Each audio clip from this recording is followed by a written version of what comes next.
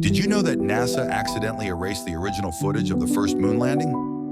Yeah, you heard that right. The very first steps of humanity on the moon. Gone. Stick around to find out how this happened and why it's one of the biggest mistakes in space history.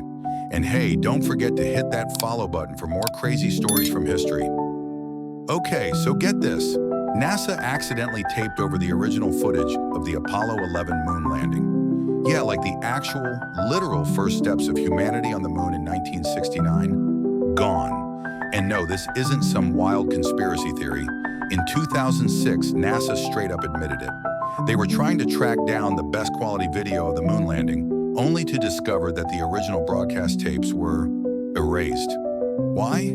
Because back in the 70s and 80s, NASA had a major shortage of magnetic data tapes. These reels were expensive, and they needed them for new satellite data. So someone, probably just doing their job, thinking it was no big deal, reused the tapes, not realizing that they were recording over one of the most iconic moments in human history. That's like taping your cousin's wedding over the Mona Lisa. Now don't worry, we still have video of the landing. The footage that people saw on TV in 1969 came through a different format. The original signal from the moon was in a special format called SSTV, which had to be converted to broadcast TV. So the version we all grew up watching? That's actually a refilmed broadcast of a converted signal, like someone pointing a camera at a TV screen. The quality was already lower, and the original tapes, the pristine, raw footage, were what NASA was hoping to restore. But when they finally admitted the tapes were gone, it was like, oops, our bad. The crazy thing is, NASA didn't even realize this for decades. It wasn't until a group of engineers and historians started digging through archives in the early 2000s that the issue came to light.